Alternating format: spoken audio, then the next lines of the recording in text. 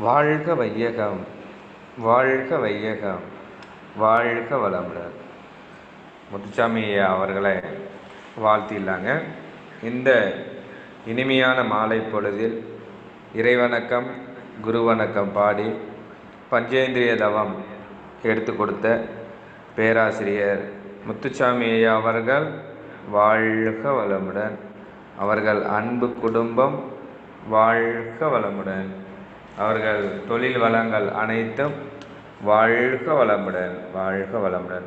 தவணை நிலையிலே இருக்கலாங்க. இன்னொரு வாழ்த்து, தமிழ்ச்செல்வன் அவர்களுடைய மகள் கீர்த்தனா அவங்க இன்னைக்கு எக்ஸாம் எழுத போயிருக்காங்க. அவங்கள நல்ல மதிப்பெண் பெறணும்னு சொல்லி வாழ்த்திடலாங்க. கீர்த்தனா அவர்கள் வாழ்க வளமுடன். அவர்கள் அன்பு குடும்பம் வாழ்க வளமுடன். அவர்கள் தொழில் வளங்கள் அனைத்தும் வாழ்க வளமுடன், வாழ்க வளமுடன். இன்னொரு வாழ்த்துக்கு சொல்லுங்க. இன்னைக்கு சரணியா அவங்க பிறந்த நாள் கொண்டாடுறாங்க, அவங்களை வாழ்த்திடலாம். சரணியா அவர்கள் இந்த பிறந்தநாள் காண்றாங்க, அவங்களை வாழ்த்திடலாம். சரணியா அவர்கள் வாழ்க வளமுடன். அவர்கள் அன்பு குடும்பம் வாழ்க வளமுடன். அவர்கள் தொழில் வளங்கள் அனைத்தும் வாழ்க வளமுடன். இவர்கள் அனைவரும் அருள் பேராற்றல் கருணையினால் உடல் நலம், நீலாயுள், நிறை செல்வம், உயர் புகழ், மெய்ஞானம் ஓங்கி வாழ்க வளமுடன், வாழ்க வளமுடன் என்று வாழ்த்தி மகிழ்கின்றோம். வாழ்க வளமுடன். அடுத்ததாக இன்றைய சிறப்பு சிந்தனை உரை. என்ன தலைப்பு?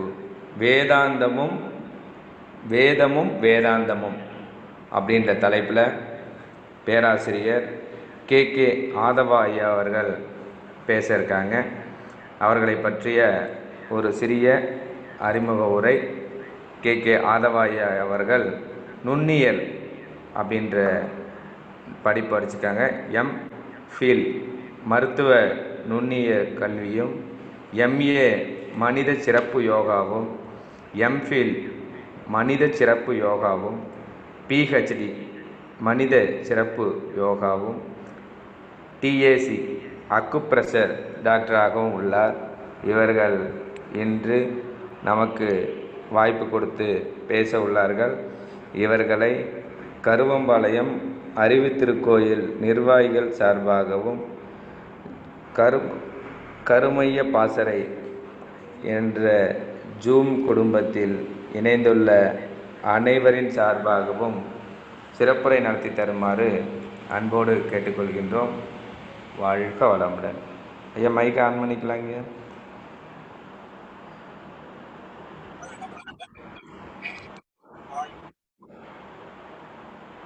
வாழ்க வையகம், வாழ்க வையகம், வாழ்க வளமுடன்.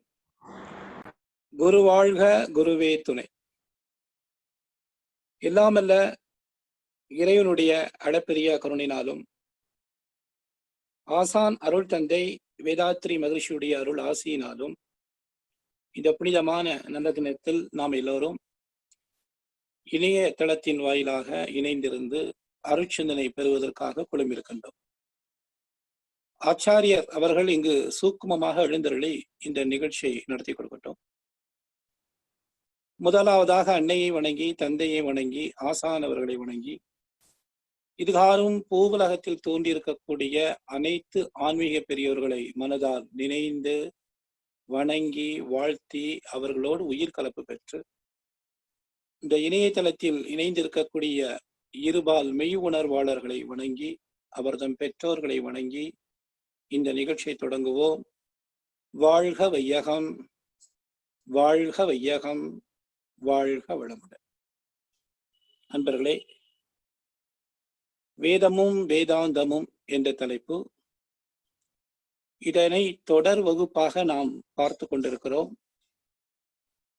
சென்ற வகுப்பு தான் நமக்கு முதல் வகுப்பு. இந்த வகுப்பு இரண்டாவது வகுப்பு. முதல் வகுப்பில் உலகத்தில் முதலாக தோன்றிய ஒரு தர்மத்தை பற்றி பேசினோம்.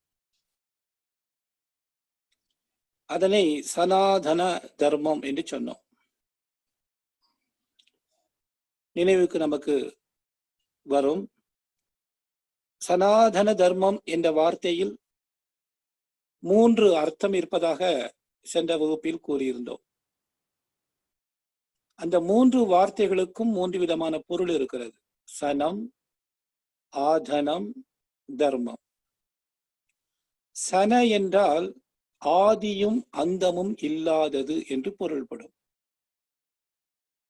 ஆதீன தொடக்கம், அந்தம்னா முடிவு. ஆக ஆதியும் அந்தமும் தொடக்கமும் முடிவும் இல்லாத ஒரு நிலைக்கு பெயர் சனம். ஆதனம் என்றால் எங்கும் பரவி இருப்பது, எப்பொழுதும் இருந்தது, இருந்து கொண்டு இருக்கிறது, இருந்து கொண்டு இருக்கும். 3 காலங்களிலும் நிலையாக இருக்கக்கூடிய, பரந்து இருக்கக்கூடிய, விரிந்து இருக்கக்கூடிய அந்த உண்மை ஆதனம்.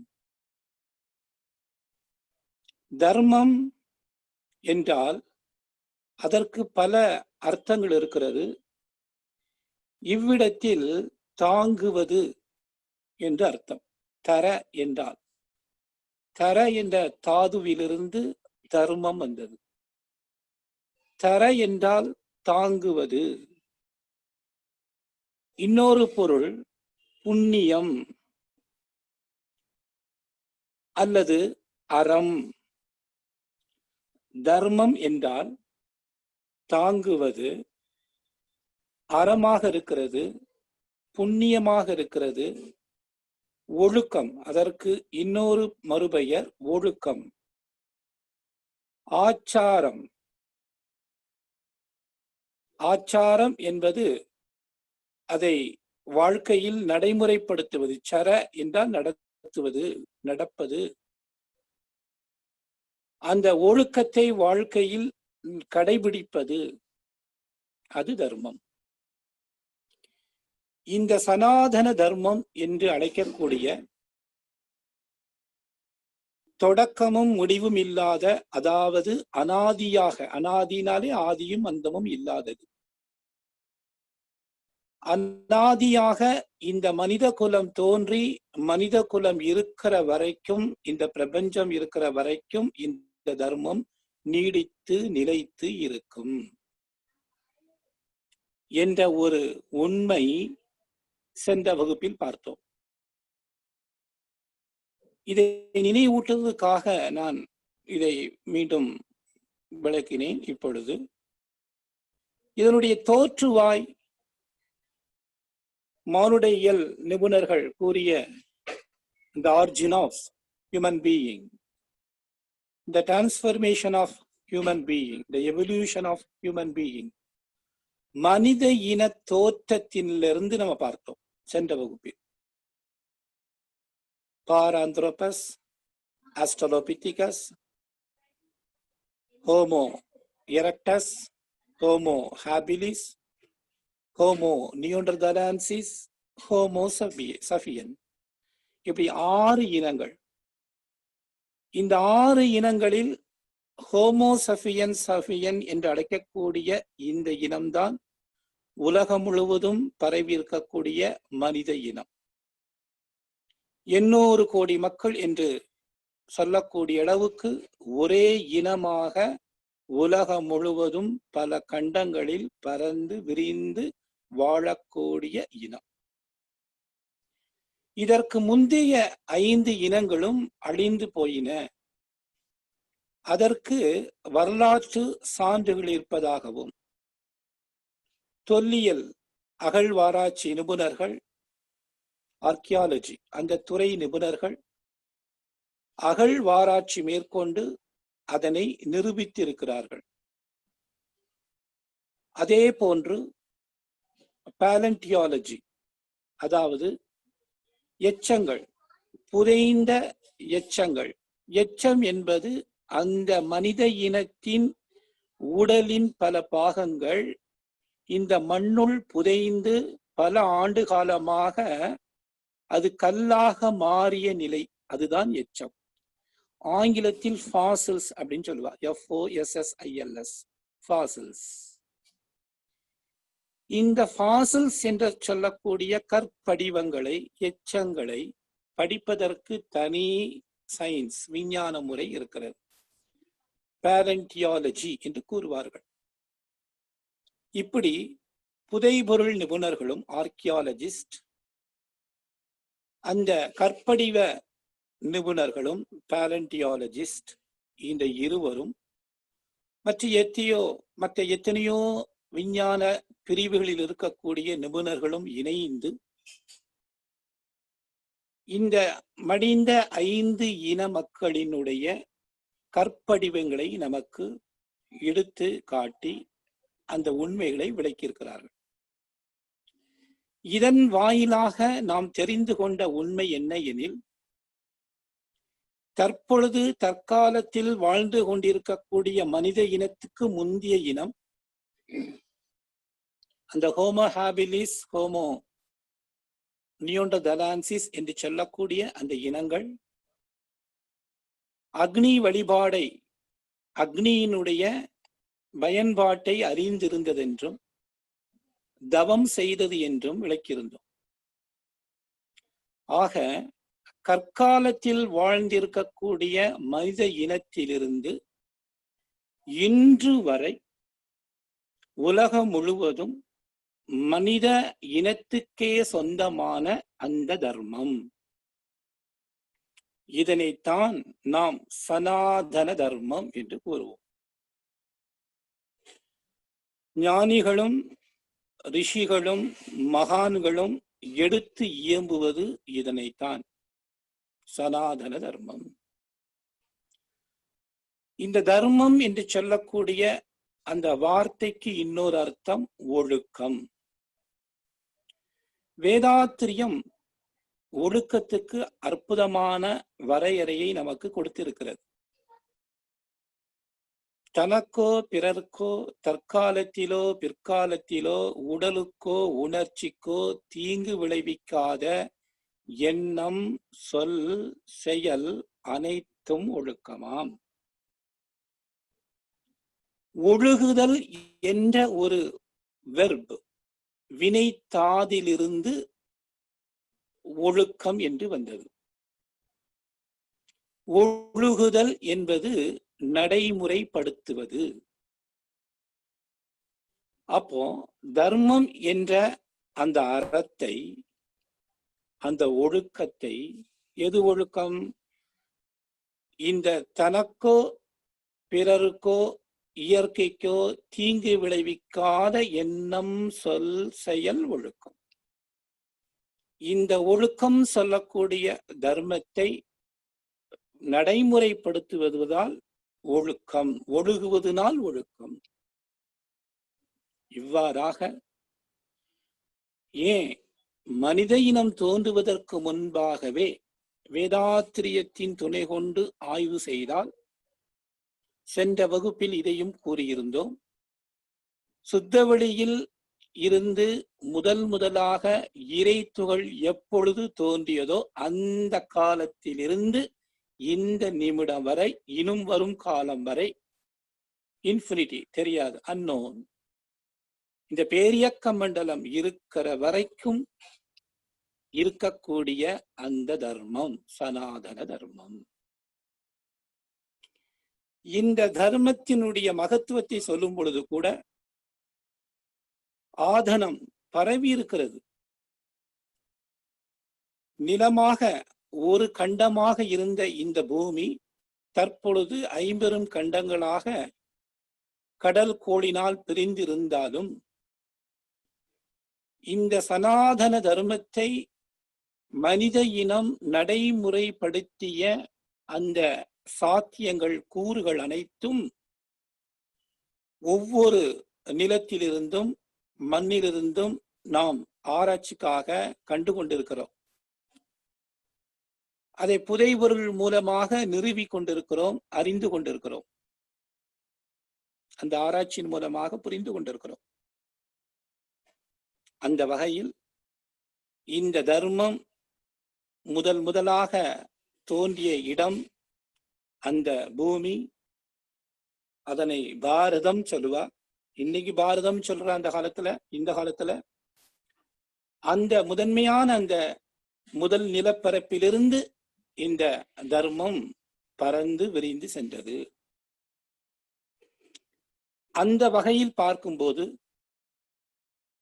இன்றைக்கு உலகம் முழுவதும் எத்தனையோ மதங்கள் இருக்கிறது என்றும் கூறியிருந்தோம். பல்வேறு விதமான மதங்கள் இருக்கின்றன. ஆனால் சமயம் என்பது ஒன்றுதான். சமயத்திற்கும் மதத்திற்கும் வேறுபாடு இருக்கிறது. இதுவும் வேதாத்திரியம் தெளிவாக இயம்புகிறது. சமயம் என்பது உண்மை பொருளை உள்ளதை உள்ளவாறு விளக்கக்கூடிய நிலைதான் சமயம். சமயத்துக்கு காலம் கிடையாது, அது அனாதி. ஆக சனாதன தர்மம் என்பது சமயம்.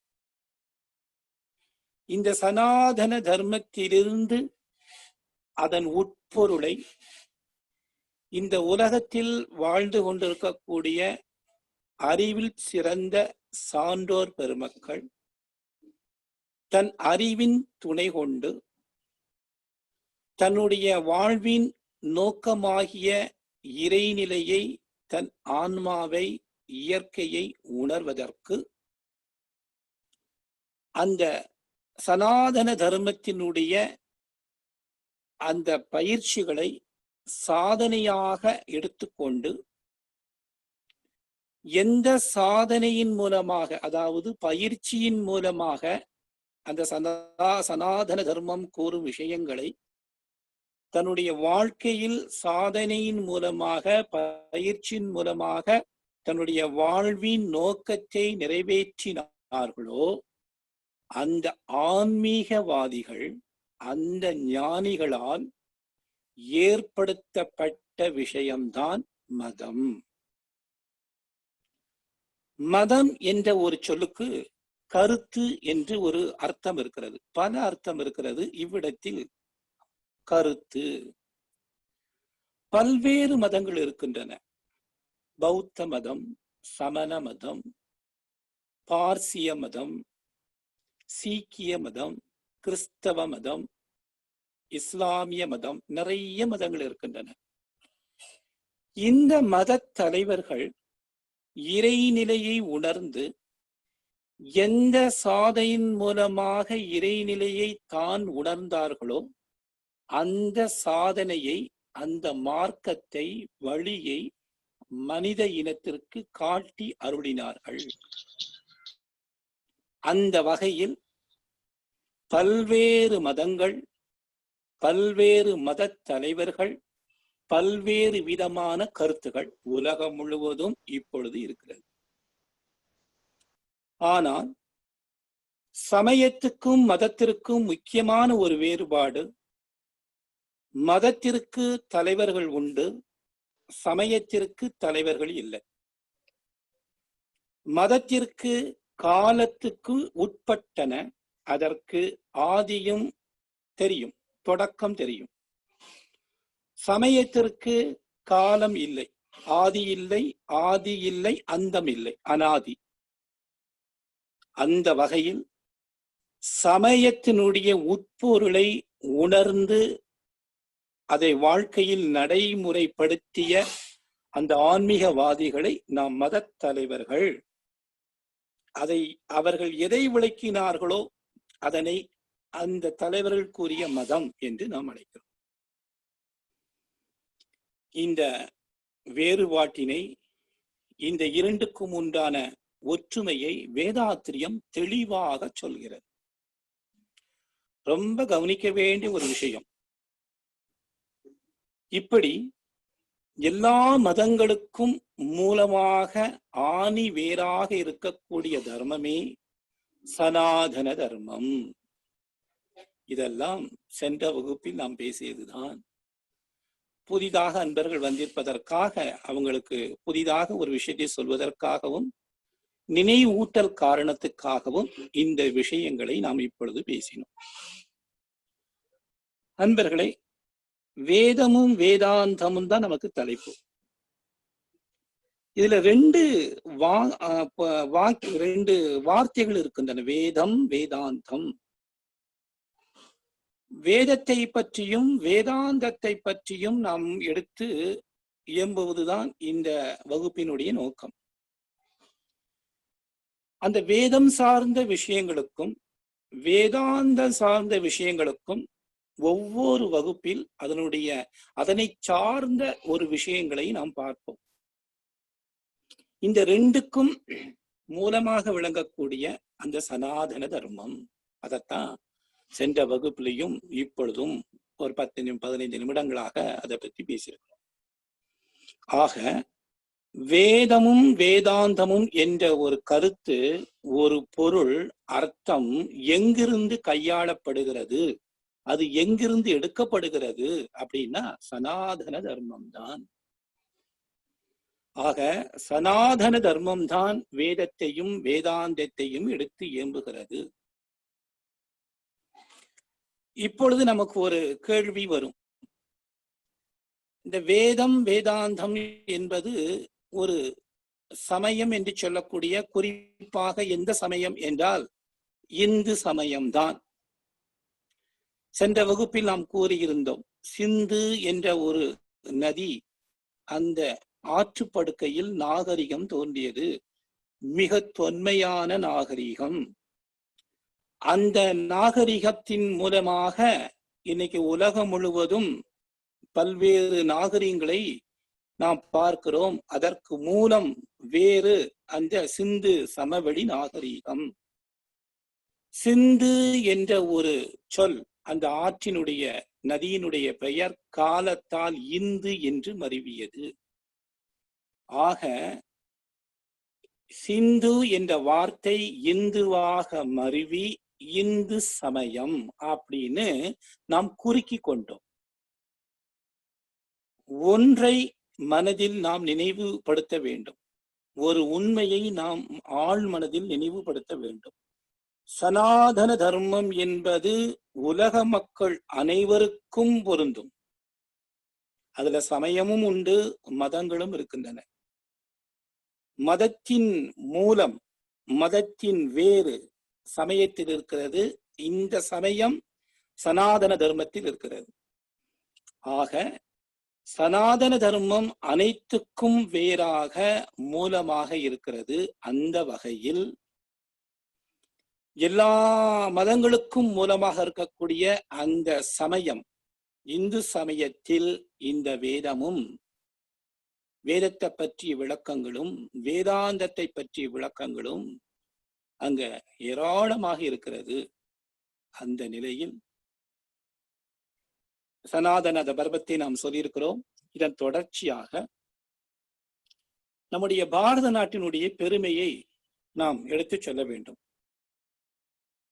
ஏனென்றால் இந்த மண்ணில்தான், பாரத நாடு என்று அழைக்கக்கூடிய இந்த மண்ணில், இந்த நிலத்தில், இந்த தேசத்தில் தான் உலகத்தில் இதுகாரும் தோன்றியிருக்கக்கூடிய மகான்களை எண்ணிக்கையில் எடுத்துக்கொண்டால் அந்த மகான்களினுடைய எண்ணிக்கை காட்டிலும் அதிகமாக எத்தனையோ மகான்களெல்லாம் தோன்றிய ஒரு மண் இந்த பாரத நாடு.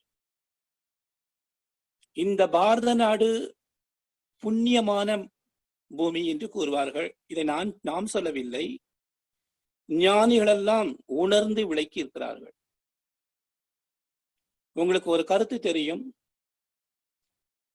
இது வேதாத்திரியத்தில் சொல்லப்படவில்லை, வேதத்தில் சொல்லப்பட்டிருக்கிறது, உபநிடத்தில் சொல்லப்பட்டிருக்கிறது, சாஸ்திரத்தில் சொல்லப்பட்டிருக்கிறது. அதாவது மனித இனம் இந்த பூமியில் வருவதற்கு, அதாவது ஒரு மனிதன் இந்த பூமியில் தோன்றுவதற்கு காரணமே நமக்கு தெரிந்த விஷயம், கர்ம வினை தானே. வேதாத்திரியம் அப்படித்தானே சொல்லுகிறது. கர்ம வினையை கொண்டு வருவதனாலதான் இந்த கர்ம பூமி என்று அழைக்கக்கூடிய பூமியில மனிதனாக நாம் பிறந்திருக்கிறோம். நம்முடைய வினையை போக்குவதற்காக, நீக்குவதற்காக நாம் எடுத்துக்கொண்ட வடிவம்தான் மனித சரீரம். இப்படியாக மனிதன் இந்த பூவுலகத்தில் தோன்றுவதற்கு எந்த நிலத்தில், எந்த கண்டத்தில், எந்த நாட்டில், எந்த தேசத்தில் தோன்றுகிறான் என்று பார்க்கிற போது ஞானிகளுடைய கருத்து, பாரத நாட்டில் அந்த மனிதன் தோன்றுவது என்பது மிகப்பெரிய புண்ணியம். மிகப்பெரிய புண்ணிய பலம் இல்லாமல், தர்ம பலம் இல்லாமல் இந்த பாரத நாட்டில் நாம் பிறக்க முடியாது என்ற ஒரு உண்மையை அந்த சனாதன தர்மத்தில் உணர்ந்த ஞானிகள் தெல்ல தெளிவாக விளக்கியிருக்கிறார்கள். அந்த வகையில பார்க்கும்போது நம்முடைய பாரத நாடு மிகப்பெரிய புண்ணிய பூமி. அதிலும் குறிப்பாக தென் தமிழ்நாடு, இந்த நாட்டில் இருக்கக்கூடிய சீதோஷண நிலை 4 இறைவனை அடைவதற்கு 4 மார்க்கங்களில் செல்வதற்கு உறுதுணையாக இருக்கிறது. அது பக்தியாக இருக்கட்டும், கர்மமாக இருக்கட்டும், குண்டலினி யோகமாக இருக்கட்டும், ஞான மார்க்கமாக இருக்கட்டும், 4 யோகங்களில் 4 மார்க்கங்களில் பயணம் செய்து இறைவனை அடைவதற்கு தகுந்த சூழ்நிலை, வெப்பதப்பம் இந்த பூமியில், குறிப்பாக பாரத மண்ணில் இருக்கிறது. அந்த வகையில் நாம் பார்க்கிற போது இந்த பூமியில், குறிப்பாக பாரத மண்ணில் பிறப்பதற்கு நாம் எல்லாம் பெரிய புண்ணியம் பண்ணியிருக்க வேண்டும். அந்த வகையில் இந்த இந்து சமயம் என்று சொல்லக்கூடிய சனாதன தர்மத்தில் வேதத்தை பற்றி, வேதாந்தத்தை பற்றி சொல்லப்பட்டிருக்குது. அந்த வேதம் மனித இனத்துக்கு தேவையான அறிவை புகட்டுவதாகவே இருக்கிறது. வேதம் என்பது எதை புகட்டுகிறது என்றால், மனிதனுக்கு தேவையான அறிவை புகட்டுகின்றது. அறிவு என்று சொல்லும் போது நமக்கு தெரியும் காமன் சென்ஸ். இயற்கையை புரிந்து கொண்டு, அதாவது மண்ணாசை, பொன்னாசை, பெண்ணாசை 3 தேவைகளை பூர்த்தி செய்து கொண்டு அதற்கு தகுந்தவாறு இந்த வாழ்க்கையில் நம்ம உலகத்தில் வாழ்வது என்பது, அதன் சார்ந்த அறிவை பெறுவது என்பது ஒன்று. அப்படி தேவைகளை, ஆசைகளை பூர்த்தி செய்த பின்பு நாம் எதற்காக வந்திருக்கிறோம்? இந்த இன்பம், அழியக்கூடிய இன்பம், நிலைத்த நீடித்த சலிப்பில்லாத இன்பத்தை பெறுவதற்கு நாம் வந்திருக்கிறோம். அதனை பேரின்பம் என்று ஞானிகள் சொல்வார்கள். அந்த பேரின்பத்தை அடைவதற்கு என்ன வழி என்று அந்த மனித இனம் சிந்தனை செய்கிற பொழுது, அந்த பேரின்பத்தை அடைவதற்குண்டான அந்த வழியை, அந்த அறிவை புகட்டுவது இந்த வேதம். சூப்பர் சென்ஸ் என்று கூறுவார்கள். அப்ப காமன் சென்ஸில் இருந்து சூப்பர் சென்ஸ், அந்த அறிவின் பயணம் இறைவனை நோக்கி செல்கிறது. அப்படி மனிதன் தான் பெற்ற ஆறாதறிவை அந்த அறிவின் பயணத்தில் இறைவனை அடைவதற்கு உண்டான பாதையில் அதை சீராக இறைவனை அடைந்து உணர்வதற்கு வழிகாட்டுவது வேதம். அதனால் வேதம் அறிவை புகட்டுகிறது. இந்த வேதத்துக்கு சாஸ்திரம் என்ற ஒரு பொருள் இருக்கிறது. வேதம் என்றாலே அதற்கு இன்னொரு அர்த்தம் சாஸ்திரம். சர என்றால், சர என்ற தாதுவிற்கு நட என்று அர்த்தம். சர என்ற வார்த்தையிலிருந்து சரித்திரம், ஹிஸ்டரி வந்தது.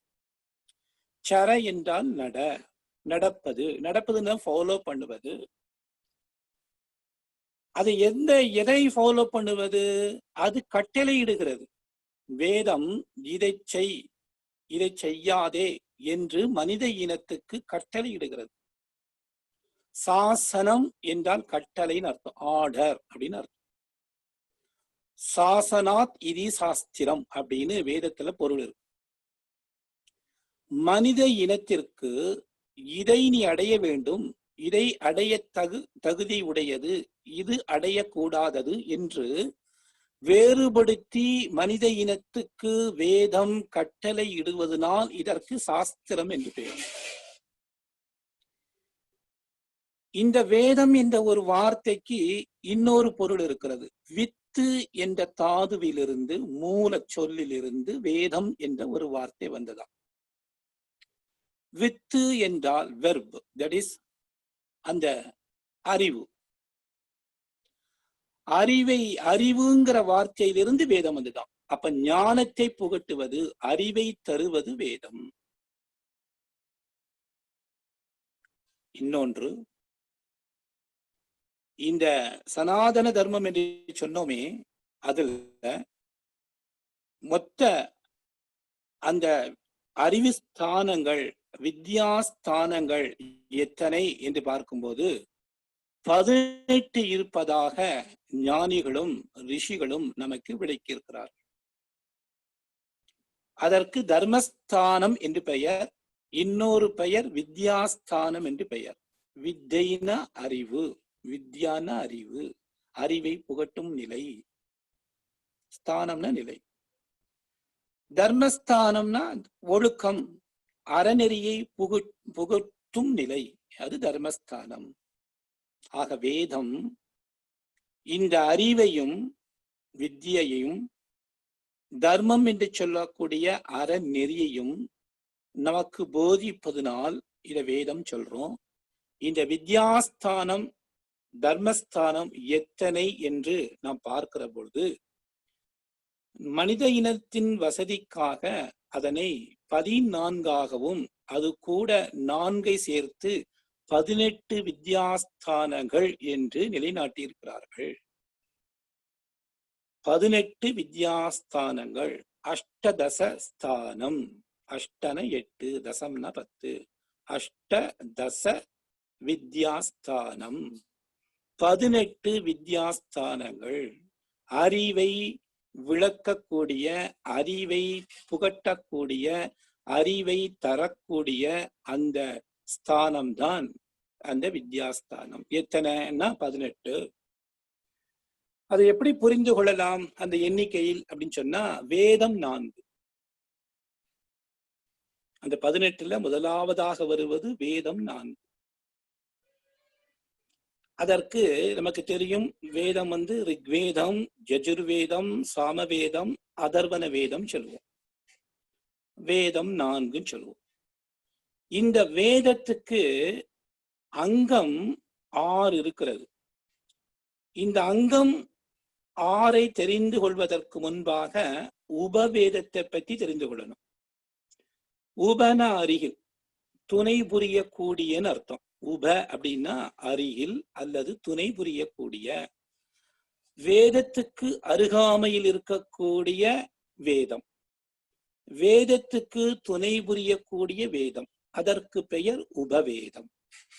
மூல வேதம் 4 இருக்கு. ரிக்வேதம், யஜுர்வேதம், சாமவேதம், அதர்வன வேதம். இந்த 4 வேதத்துக்கு துணை புரியக்கூடிய வேதம் உபவேதம். இது 4 இருக்கு. ஆக 4, 4, 8 வந்தாச்சு. இந்த ரிக்வேதத்துக்கு துணை புரியக்கூடிய உபவேதம் தனுர்வேதம் பேர். யஜுர்வேதத்துக்கு துணை புரியக்கூடிய வேதம் ஆயுர்வேதம் பேர்.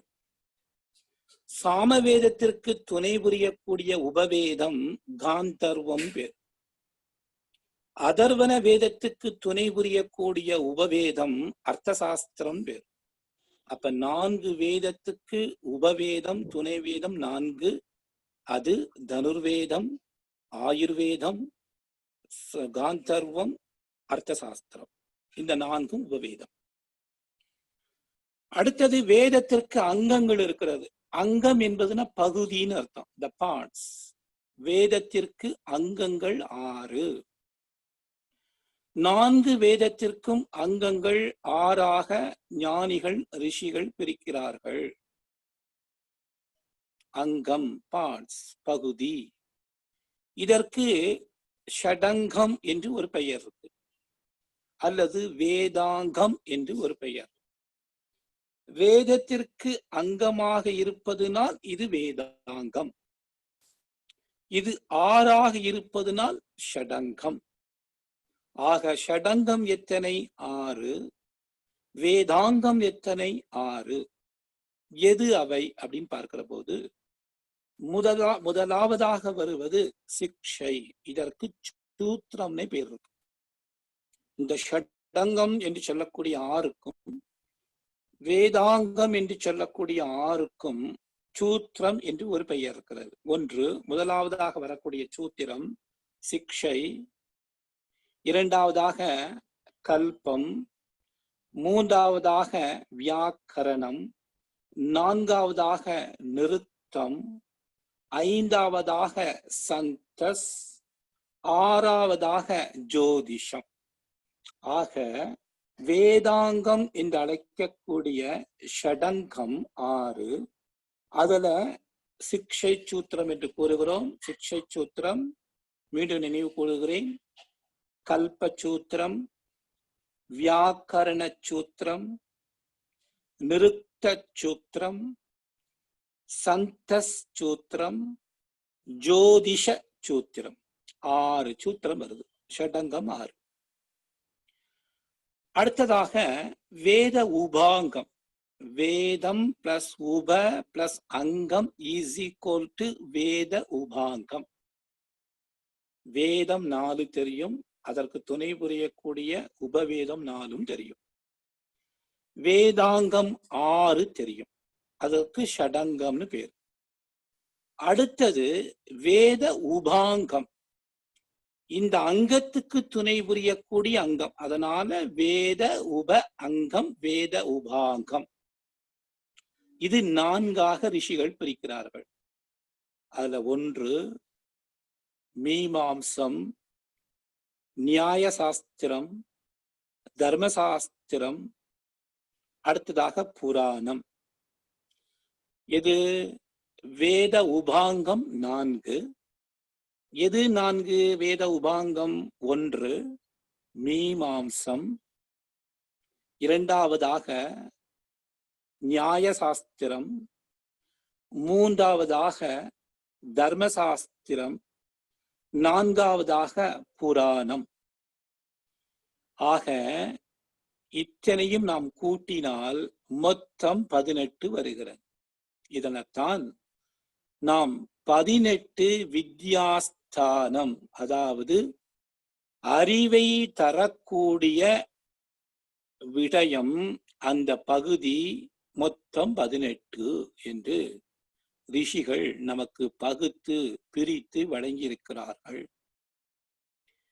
இந்த 18 வித்யாஸ்தானத்தில் முந்தைய 14 இருக்கு பாருங்க. எந்த முந்தைய 14? வேதம் 4, வேதாங்கம் 6. ஆக 6 + 4 10 ஆயிடுத்தா? அடுத்தது வேத உபவேதம் இருக்கு பாருங்க, அந்த 4. ஆக இந்த 10 + 4 14. அதாவது வேதம் 4, உபவேதம் 4, அடுத்ததாக வேதாங்கம் 6. ஆக 14. இத சதுர்தச வித்தை அப்படின்னு சொல்லுவாங்க. சதுர்னா 4, தசம்னா 10.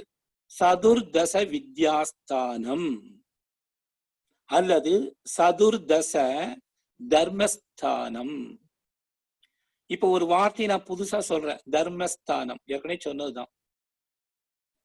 இந்த இடத்தில் இந்த 14ஐயும் இந்த 14ம் அறிவை புகட்டக்கூடிய வித்யாஸ்தானமாகவும், அறம் என்று சொல்லக்கூடிய தர்மத்தை புகட்டக்கூடிய தர்மஸ்தானமாகவும் இருக்கிறது. இந்த 14 18 வித்யாஸ்தானம் சொன்ன பாருங்க. பின்னாடி வரக்கூடிய 4 எந்த 4? 14க்கு பின்னாடி வரக்கூடிய 4 வேத உபாங்கம். எது வேத உபாங்கம்? மீமாம்சம், நியாயசாஸ்திரம், தர்மசாஸ்திரம், புராணம். இந்த 4ம் அது வித்யாஸ்தானமாக மாத்திரம்தான் இருக்கிறது. தர்மத்தை சொல்வதை காட்டிலும் அதீதமாக வாழ்வியல் நிலைகளை அந்த அறிவை புகட்டக்கூடிய ஸ்தானமாக இருக்கிறது இந்த நான்கும். ஆக இந்த 18 வித்யாஸ்தானங்களும் மனிதன் எதற்காக இந்த பூமிக்கு வந்திருக்கிறானோ அந்த அறிவில் முழுமை பேறு எய்து இறைநிலையை உணர்ந்து உலக மக்களுக்கு தொண்டு செய்யக்கூடிய வகையில் எல்லா விதமான அந்த அறிவையும் தர்மத்தையும் அறத்தையும் புகட்ட வல்லதாக இந்த 18 அமைந்திருக்கின்றன. இதனுடைய மகத்துவத்தை சொல்லிக்கொண்டே போகலாம்.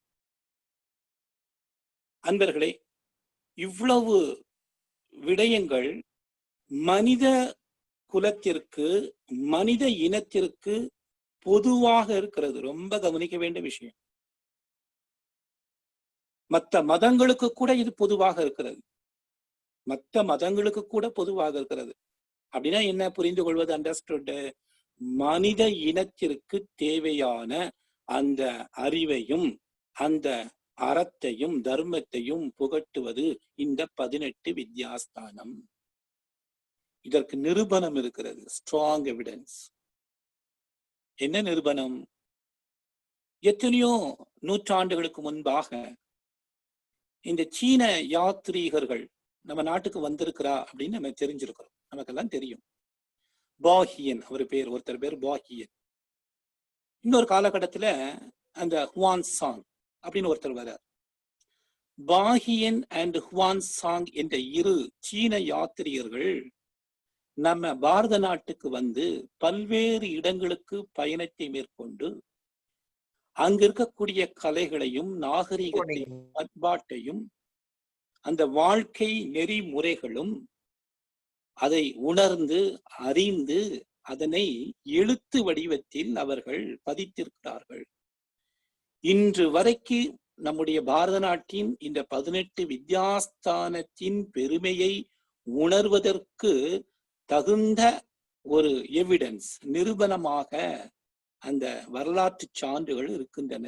இன்றைய வரைக்கும் திகழ்ந்து கொண்டிருக்கின்றன. அந்த பாஹியன் அந்த ஹுவான் சாங் இந்த இருவருமே நம்ம நாட்டிற்கு வந்திருக்கிற பொழுது அந்த காலத்தில் இருந்த பல்கலைக்கழகம், இந்த யூனிவர்சிட்டிஸ் நமக்கு தெரியும். நாலந்தா பல்கலைக்கழகம் கேள்விப்பட்டிருக்கோம். நாலந்தா இந்த குப்தருடைய காலத்துல அது இருந்துச்சு. நாலந்தா பல்கலைக்கழகம் மிக தொன்மையான யூனிவர்சிட்டி. தக்ஷணசீலம் பல்கலைக்கழகம், இந்த இரண்டும் மிக தொன்மையானது.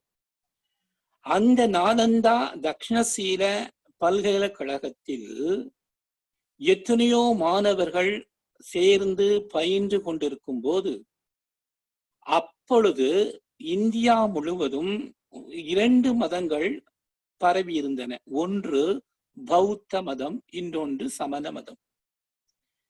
வேத மதம் என்று அழைக்கக்கூடிய இந்து சமயம், சனாதன தர்மம் முதன்மையாக இருந்தாலும் பிற்காலத்தில் வந்த ஆதி ஜைனர் மகாவீரர் 24வது தீர்த்தங்கர், முதல் தீர்த்தங்கர் இல்லையா, அவர்கிட்ட இருந்து அந்த ஜைன மதமும் புத்தரிடமிருந்து பௌத்த மதமும் தோன்றி ஆலம் விழுதாக வேறாக இந்திய நாடு முழுவதும் ஒரு காலத்தில் பரவி இருந்தன.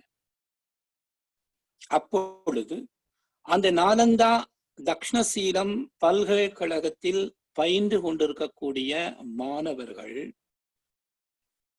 குறிப்பாக பௌத்த மத மாணவர்களும் ஜைன மத மாணவர்களும் அதில் சேர்ந்து பயின்று கொண்டிருக்கும் போது அவர்களுக்கு அடிப்படையான கல்வியாக முதலாக தெரிந்து கொள்ளக்கூடிய விடயமாக இந்த 18 வித்யாஸ்தானம் இருந்தது என்ற ஒரு பதிவினை இந்த ஹுவான் சாங், பாஹியன் இந்த இருவருமே நமக்கு பதித்து சென்றிருக்கிறார்.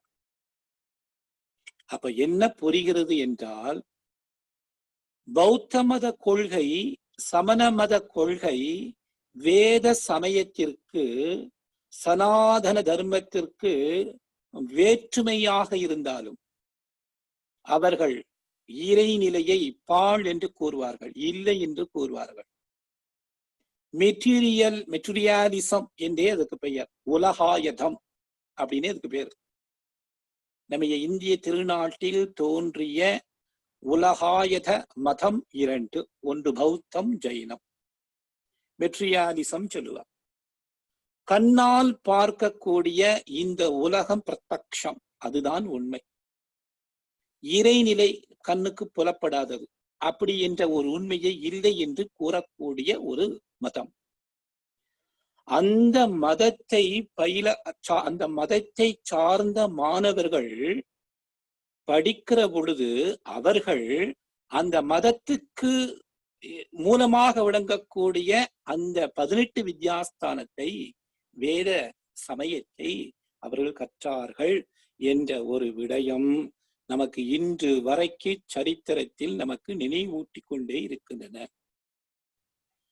நான் எதற்காக இந்த கருத்தினை இவ்விடத்தில் பதிவு செய்கிறேன் என்றால், சனாதன தர்மம் என்று சொல்லக்கூடிய இந்த இந்து சமயம் 18 வித்யாஸ்தானம் உலக மக்கள் அனைவருக்கும் பொருத்தமான ஒரு விடயம். இன்னொரு விஷயத்தையும் நான் இவ்விடத்தில் நினைவு கூறுகிறேன். வேதாத்திரியம் வேதத்தை அழகாக வரையறை செய்யும்.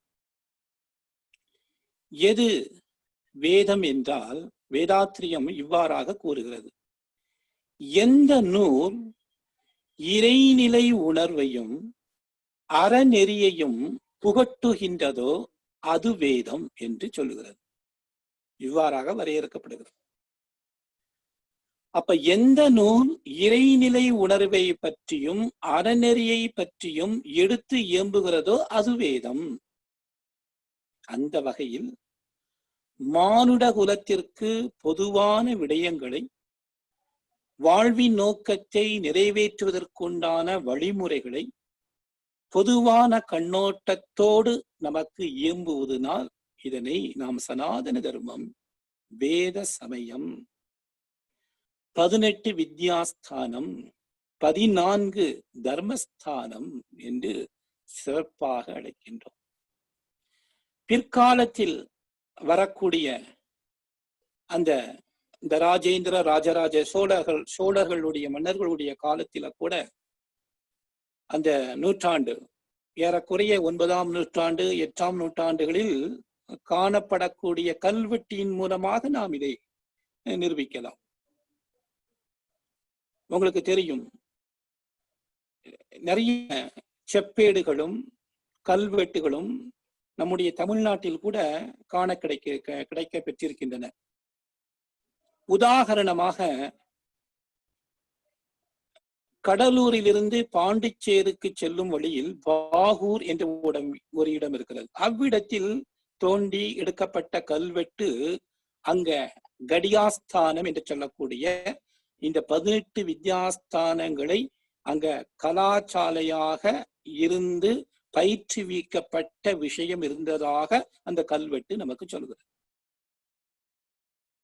அதே போல விழுப்புரத்தில் இருந்து திண்டிவனம் வரும் வழியில் எண்ணாயிரம் என்ற கிராமத்தில் அங்கு கிடைக்க காணப்பெற்ற கல்வெட்டுகளும் அங்க இந்த வித்யாஸ்தானங்கள் இருந்ததாக நமக்கு செப்புகின்றன. இந்த வகையில் பார்க்கும்போது அந்த ஆதிகால நூற்றாண்டிலிருந்து மன்னர்கள் காலம் வரை, ஏன் இப்பொழுது வரை இந்த விஷயம் எங்கும் பரந்து இந்த தர்மம் நீடித்து இருக்கிறது. அந்த வகையில் பார்க்கும்போது இந்த 18 வித்யாஸ்தானங்கள் அனைத்து மதங்களுக்கும் மனித குலத்திற்கும் பொதுவாக இருக்கின்றன என்பதை நாம் தெளிவாக இதன் மூலமாக உணர்ந்து கொள்ள முடிகிறது. அன்பர்களே, இது எதனை போதிக்கிறது என்றால், நாம் ஏற்கனவே கூறியது போல் வாழ்வின் நோக்கத்தை அடைவதற்கு உறுதுணை செய்கிறது. வாழ்வின் நோக்கத்தை அடைவதற்கு உறுதுணை செய்கிறது. இந்த 18 வித்யாஸ்தானங்களை நாம் பின் வகுப்பில் ஒவ்வொன்றாக வருகிற பொழுது அந்த வேதாங்கம் என்ற ஒரு வகுப்பிலும் வேத உபாங்கம் என்ற ஒரு இடத்திலும் அந்த உபவேதம் ஒன்று இடத்திலையும் நம்ம தெளிவாக பார்க்க இருக்கிறோம். ஒவ்வொன்றையும் விரிவாக பார்க்க இருக்கின்றோம். சிக்ஷை என்றால் என்ன, புராணம் என்றால் என்ன, ஒவ்வொன்றையும் நல்லா விரிவாக பார்க்க இருக்கின்றோம். அதற்கு முன்பாக இந்த 18 வித்யாஸ்தானங்களுடைய எதை சொல்கிறது என்ற ஒரு சுருக்கமான ஒரு விடயத்தை இப்ப நம்ம பார்க்க. வேதம் நமக்கு தெரியும். அந்த வேதம் எப்ப தோன்றியது, அந்த விஷயங்கள்லாம் பின்னாடி பேச போறோம் அடுத்த வகுப்புல. இந்த வேதம் 4 சொல்றோமே, ரிக் வேதம், யஜுர்வேதம், சாமவேதம், அதர்வன வேதம். இந்த ரிக்கு என்றாலே செய்யுள்னு அர்த்தம். பாடல்கள் மூலமாக அந்த தேவதைகளை துதி செய்வது போல் இருக்கக்கூடிய அந்த வேதம் ரிக்வேதம். போயம், செயல் வடிவத்தில் பாடல்களாக இருக்கக்கூடிய அந்த வேதம் ரிக்வேதம். யஜுர்வேதம் யாகங்களை பற்றி, அக்னி வழிபாடு, ஃபயர் வர்ஷிப், யாகங்களை பற்றியும் ஹோமங்களை பற்றியும் அக்னிஹோத்திரத்தை பற்றியும் விளக்கக்கூடிய அந்த உரைநடை பகுதியாக இருக்கக்கூடிய வேதம் யஜுர்வேதம். யஜ்ஞம்ங்கிற காதிலிருந்து யஜுர் வந்துச்சு.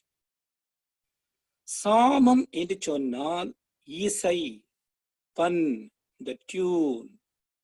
வேத மந்திரங்களை இசையுடன் பாடக்கூடிய அந்த வேதத்திற்கு சாமவேதம். அதர்வனம் என்றால், அதர்வம் அப்படின்னா மனித வாழ்க்கையில் அடையக்கூடிய சம்பத்துக்கள் 7. வேதாத்திரியம் தெளிவாக சொல்லும். உடல் வலிமை, அறிவின் உயர்வு, குணம், சுகம், கீர்த்தி, செல்வம். இந்த வகையில் 6-7 சம்பத்துக்களை கூட்டிக் கொள்வதற்கும் அதிகப்படுத்திக் கொள்வதற்கும் குறைத்துக் கொள்வதற்கும் தேவையான யுக்திகளை உள்ளடக்கிய வேதம் அதர்வம், அதர்வனம். ஆக 4 வேதங்கள். இந்த ஒவ்வொரு வேதத்திற்கும் உபவேதம் இருக்கிறது என்று கூறினோம். ரிக்வேதத்திற்கு உபவேதம் தனுர்வேதம். தனுர் என்றால் சண்டை போடக்கூடிய முறை. எப்படி சண்டை போடணுங்கிற ஒரு முறைய தர்மத்தின் அடிப்படையில் சொல்லப்படுகிறது அந்த உபவேதம். இன்னொரு வார்த்தை இருக்கிறது. தனுஷ் என்ற ஒரு வார்த்தைக்கு அர்த்தமே ஆயுதங்களில் சிறப்பான ஒரு ஆயுதம் எதுன்னா வில்லு தான். வில். எத்தனையோ ஆயுதங்கள் இருக்கு, உங்களுக்கு நன்றாக தெரியும், நமக்கு நன்றாக தெரியும். சண்டை போடுவதற்கு அந்த காலத்தில் 3 நிலைகளை பயன்படுத்தினார்களாம். இது தனுர்வேதம் சொல்றது. அஸ்திரம், சஸ்திரம், மந்திரம். அதாவது அஸ்திரத்தினால் சண்டை போடுவார்கள், சஸ்திரத்தினால் சண்டை போடுவார்கள், மந்திரத்தின் துணை கொண்டு சண்டை போடுவார்கள். அஸ்திரம் என்பது இருவருமே கைகளில் ஆயுதங்களை ஏந்தி சண்டையிட்டால் அதற்கு அஸ்திரம். சஸ்திரம் என்றால் இருவரும் எங்கோ இருக்கிறார்கள், அந்த போர்க்கருவிகளை இங்கிருந்து அங்கு எரிந்து சண்டையிடுவது என்பது சஸ்திரம். மந்திரம் என்பது அந்த நிலைகளை, மனித மனதை மாற்றக்கூடிய, மயக்கக்கூடிய அந்த மந்திரங்களை என்ன ஆற்றல் மூலமாக பரப்பி அந்த எதிரிகளை அடக்குவது, அது மந்திரம்.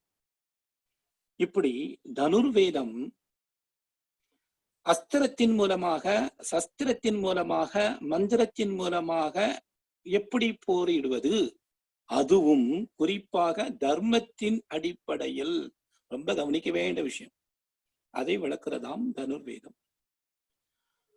அந்த ஆயுதங்களில் இந்த 3 விதமான அஸ்திரம், சஸ்திரம், மந்திரத்தில் மிக வலிமையானது அப்படின்னா அது தனுஷ்.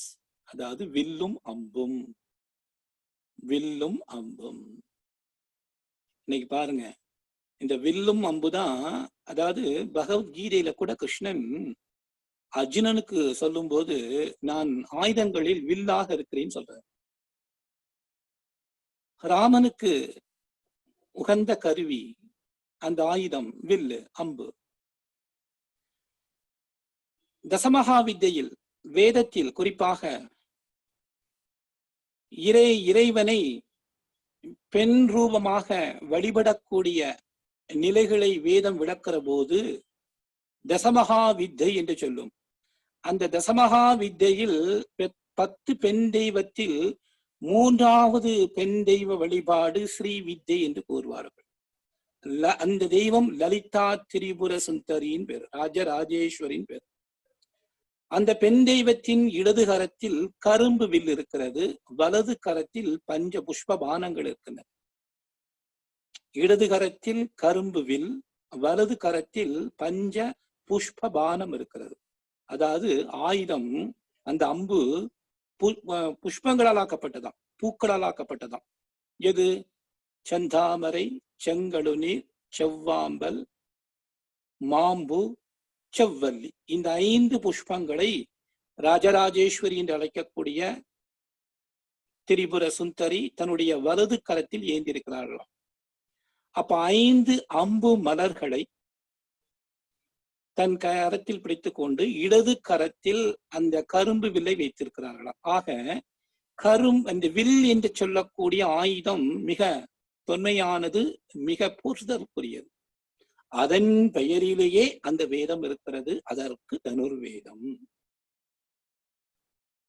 யஜுர்வேதத்துக்கு உபவேதம் தெரியும் நமக்கு, ஆயுர்வேதம். இந்த ஆயுர்வேதம் எதை விளக்கிறது? விருட்சங்களுக்கு, மரங்களுக்கு, பறவைகளுக்கு, விலங்கினங்களுக்கு, மனிதர்களுக்கு நோய் ஏற்பட்டால் இந்த நோயை போக்குவதற்கு வழிமுறை என்ன? நோய் வராமல் தடுப்பதற்கு வழிமுறை என்ன? ஒண்ணு, நோய் வராமல் தடுப்பது ப்ரொஃபைலாக்சிஸ், த பிரிவென்ஷன் டெக்னிக். நோய் வந்தால் அதை போக்குவதற்கு, அதாவது ட்ரீட்மெண்ட், அந்த மருந்தை கொடுத்து எப்படி போக்குவது. இந்த யுக்திகளை விளக்கக்கூடிய உபவேதம் ஆயுர்வேதம். இது யஜுர்வேதத்துக்கு துணை புரியக்கூடிய உபவேதம். 3வது வேதம் சாமவேதம், அதற்கு உபவேதம் காந்தர்வம். கலைகளை விளக்கக்கூடிய வேதம் காந்தர்வம். 64 கலைகள் இருக்கிறது.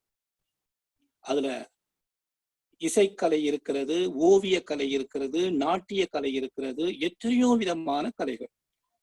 அனைத்து கலைகளும், உதாரணமாக நம்ம இந்திய நாட்டை ஒவ்வொரு மாநிலங்களிலும் ஒவ்வொரு கலைகள் இருக்கின்றன.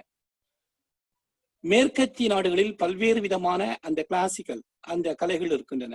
இவையெல்லாம் போதிக்கக்கூடிய அந்த உபவேதம் காந்தர்வம். 4வது வேதம் அதர்வன வேதம்.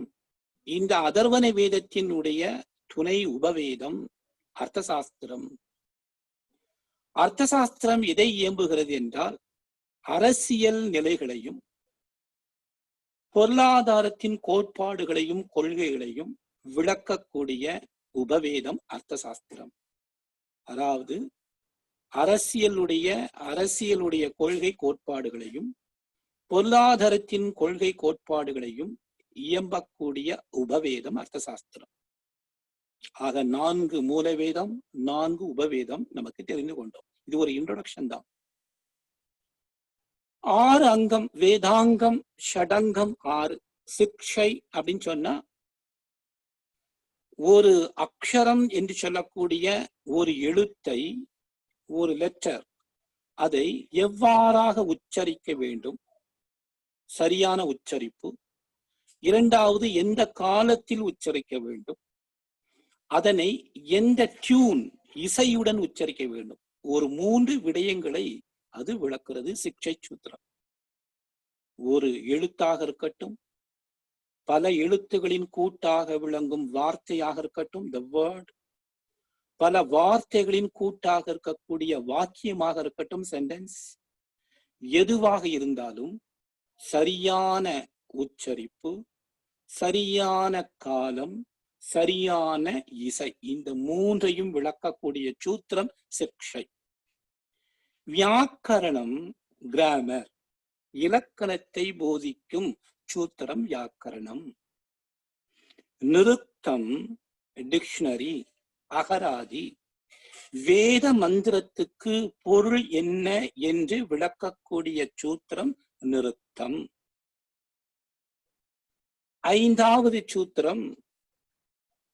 நான்காவது சூத்திரம் கல்பம். கல்பம் ஆலயங்களும் வீடுகளும் எவ்வாறாக அமையப்பெற வேண்டும், ஒரு கிராமம், ஒரு நகரம், ஒரு நாடு எவ்வாறாக இருக்க வேண்டும் என்ற விடயங்களை சொல்லக்கூடிய சூத்திரம் கல்பம்.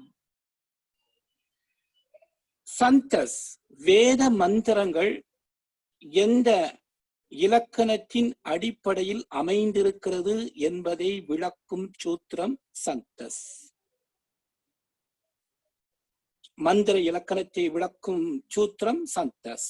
ஜோதிஷம், நவ கிரகத்தினுடைய இருப்பு, இயக்கச் சிறப்பு, குணம், விதி, மதி, காரணம், காரியம், விளைவு, தோஷம், சந்தோஷம், எல்லா கூறுகளையும் தெளிவாக விளக்கக்கூடிய சூத்திரம் ஜோதிஷம். ஆக 6 வேதாங்கம், ஷடங்கம். அடுத்ததாக வேத உபாங்கம் 4. மீமாம்சம், நியாயம், தர்மம், புராணம். மீமாம்சம் என்றால் ஞானத்தை, கர்மத்தை, இந்த செயலை செய்தால் இன்ன விளைவு என்பது திண்ணம் என்று கர்மயோகத்திற்கு, கர்மகாண்டத்திற்கு முக்கியத்துவம் கொடுக்கக்கூடிய பகுதி மீமாம்சம். இதனை பூர்வ மீமாம்சை, உத்தர மீமாம்சை என்று பிரிப்பார்கள். பூர்வ மீமாம்சைக்கு அத்தாரிட்டி, அதிகாரி யாருன்னா குமாரில பட்டர். இவர் ஆதிசங்கர் காலத்துல வாழ்ந்தவர். ஆதிசங்கர் வாழ்ந்திருக்கும் காலத்திலே வாழ்ந்தவர். இருவருமே நேருக்கு நேர் சந்தித்தவர்கள். பிற்காலத்தில் நம்ம பின்னாடி வகுப்பு நம்ம கூறுவோம் அதை பற்றி.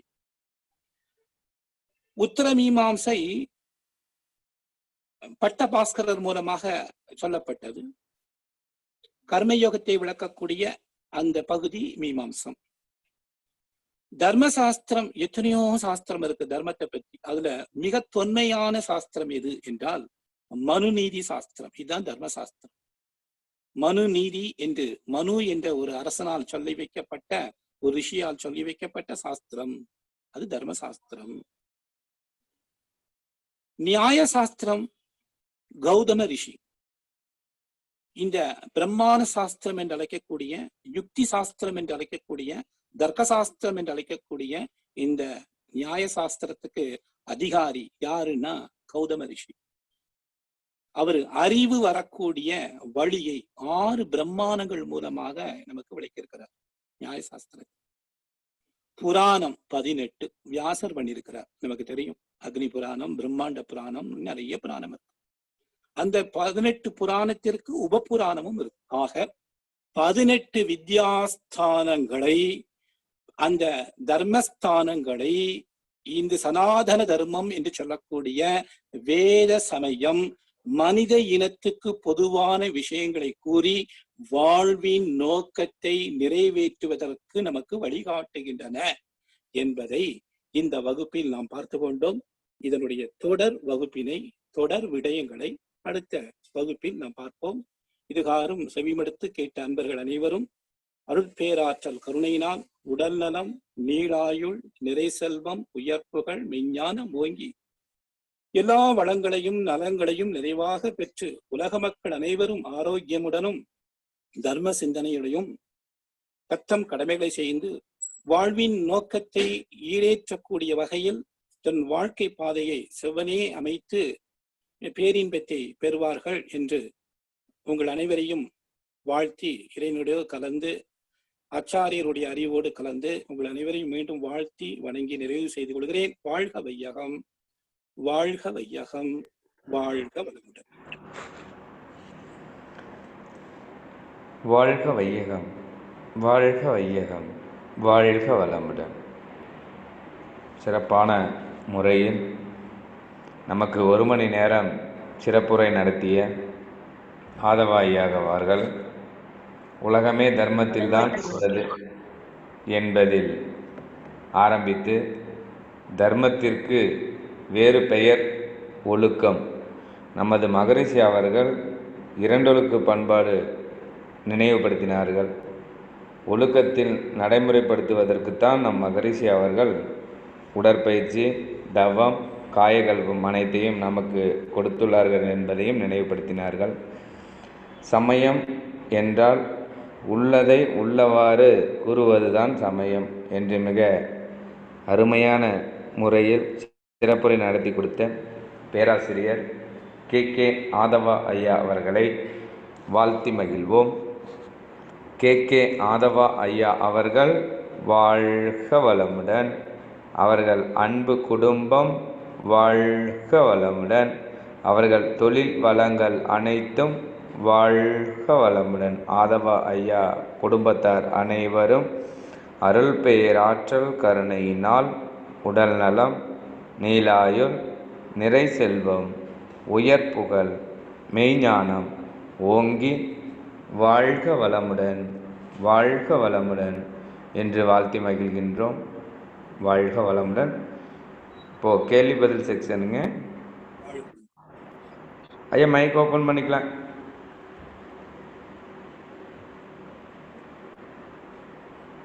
வாழ்க வளமுடன்.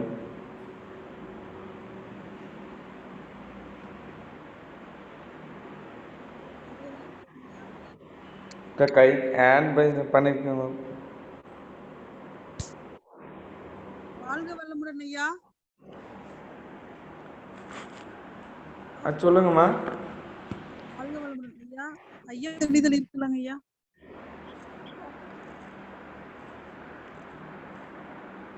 வாழ்க வளமுடன். ஐயா ஆதவ ஐயா மைக் ஓபன் பண்ணிக்கீங்க. லைன்ல இருக்கீங்களா? சொல்லுங்கம்மா. வாழ்க வளமுடன். ஐயா ரொம்ப அற்புதமா இருந்துச்சுங்க ஐயா கிளாஸ். வாழ்க வளமுடன். நான் ஏற்கனவே உங்க கிளாஸ் 3 கிளாஸ் அட்டெண்ட் பண்ணிருக்கேன். இன்னைக்கு கொஞ்சம் தாமதம் ஆயிடுச்சுங்க ஐயா வர்றதுக்கு. நீங்க சூத்திரம், வேத உபாங்கம் இதெல்லாம் சொல்லிட்டு இருக்கும்போது தான் வந்தேன் ஐயா. நல்ல வகுப்பு அவங்க ரெக்கார்ட் பண்ணி வச்சிருப்பாங்கம்மா, நீங்க கேட்டுக்கோங்க. அப்படிங்க. சூத்திரம் மட்டும் எத்தனைங்க ஐயா? சூத்திரம் 6 சூத்திரம் சொன்னோம். ஷடங்கம் பேரு 6. ஓகே. ஷடங்கம் 6. அதுக்கு சூத்திரன் பேரு. சிக்ஷை, கல்பம், வியாக்கரணம், நிருத்தம், சந்தஸ், ஜோதிஷம். இந்த 6 சூத்திரம். இதுக்கு ஷடங்கம் பேரு. ஷடங்கம் பேரு. ஓகேங்க ஐயா. அப்புறம் திரிபுர சுந்தரி இடது கையில கரும்பு, வலது கையில புஷ்பம் சொன்னீங்களங்க ஐயா. ஆமாமா. அப்ப அந்த பஞ்ச புஷ்பம் என்னனுங்க ஐயா? செவ்வரளி, செந்தாமரை, செங்கழு நீர், செவ்வாம்பல், செவ்வல்லி,